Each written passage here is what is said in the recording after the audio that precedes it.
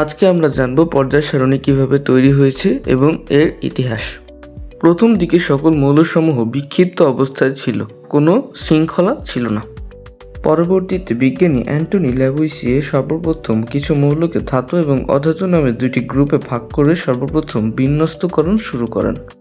এর আরও ৩০ বছর পর বিজ্ঞানী ডোবেরাইনার 1829 সালে লক্ষ্য করেন যে একই ধর্মবিশিষ্ট তিনটি মৌলিক পদার্থকে যদি আমরা ভর সংখ্যা অনুযায়ী সাজাই তাহলে প্রথমটি এবং তৃতীয়টির ভরের গড় হবে দ্বিতীয়টির ভর।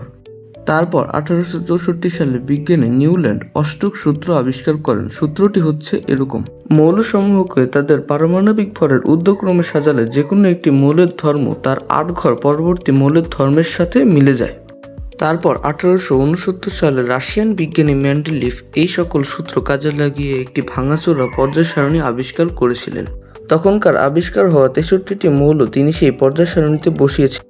সামনে যে সকল মৌল আবিষ্কৃত হবে সেগুলোর ভবিষ্যৎবাণীও তিনি করে রেখেছিলেন। তার ভবিষ্যৎবাণী পরবর্তীতে সবগুলো সত্যি হয়।